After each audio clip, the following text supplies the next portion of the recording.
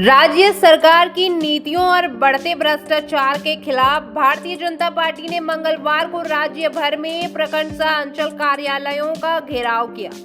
गिरिडीह के तीसरी और गांवा प्रखंड में खुद प्रदेश अध्यक्ष और नेता प्रतिपक्ष बाबूलाल मरांडी ने नेतृत्व संभाला। मरांडी ने पहले गांवा प्रखंड में सभा को संबोधित किया, फिर तीसरी पहुंचे, जहां कार्यकर्ताओं के साथ जुलूस निकालते हुए कार्यालय का घेराव किया गया।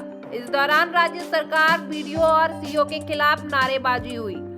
सभा में बाबूलाल मरांडी ने कहा कि हेमंत सरकार हर मोर्चे पर विफल रही है। उन्होंने आरोप लगाया कि अधिकारियों को वसूली पर लगा दिया गया है, वृद्धों को पेंशन नहीं मिल रही, किसानों से अनाज की खरीदी नहीं हो रही है और ट्रांसफर पोस्टिंग को व्यापार बना दिया गया है। उन्होंने यह भी कहा कि ब्लॉक, अंचल और थानों में बिना पैसे का कोई काम नहीं हो रहा है।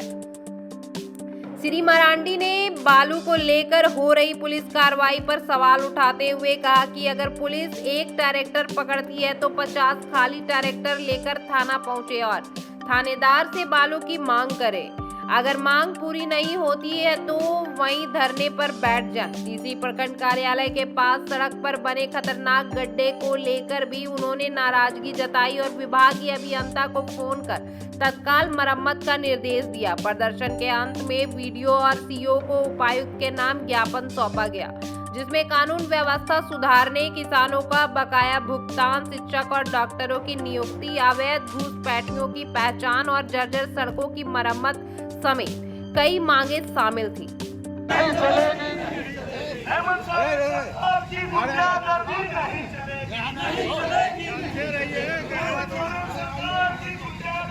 नहीं चलेगी। आप लोग अपना आदत को बाहर लावे, नहीं तो आगे की कार्रवाई हम लोग करने के लिए फिर से और मजबूती के साथ से करेंगे और धरना।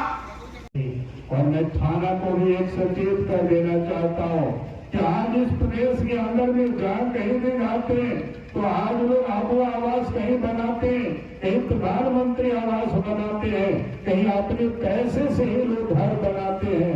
लेकिन बालू भी अगर नदी और नाला से लेकर के लोग आते हैं तो थाना वाला पकड़ते हैं, सीओ साहब उस पर केस करते हैं। हम उन लोगों से ये नहीं कहूंगा कि आप तो आप पैसे से आप उनको दीजिए बालू, अगर आप पैसे से बालू नहीं दे सकते हैं तो फिर आप उसको पकड़िए नहीं। अगर आप पकड़ेंगे तो मैं जनता से भी यही निवेदन कर रहा हूँ, आप सब लोगों से भी हम यही अपील कर रहे हैं, अगर किसी का एक ट्रैक्टर को पकड़ेगा तो 50 ट्रक पैसे लेकर के पहुंचे बालू खरीदने के लिए। भी यहाँ एकत्रित हुए, उसके लिए मैं आप सबको बहुत बहुत बधाई, बहुत बहुत धन्यवाद देता हूँ। और आज का कार्यक्रम सिर्फ तीसरी ब्लॉक का ही नहीं है, बल्कि झारखंड के तमाम ब्लॉकों में आज इसी प्रकार से भारतीय जनता पार्टी के कार्यकर्ता और जनता ने मिलकर के आज प्रदर्शन कर रहे हैं।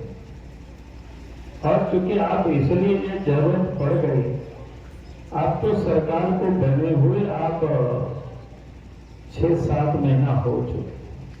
लोग कहते हैं ना कि पूत के पांव पालने में ही जाना जाता है, पहचाना जाता है, समझ में आता है। लेकिन आप हम कह सकते हैं कि ये जो जितना समय राज्य के मुख्यमंत्री बनने के बाद जो काम होना चाहिए था वो काम हुआ नहीं, बल्कि कमाने में सब लोग लग गए।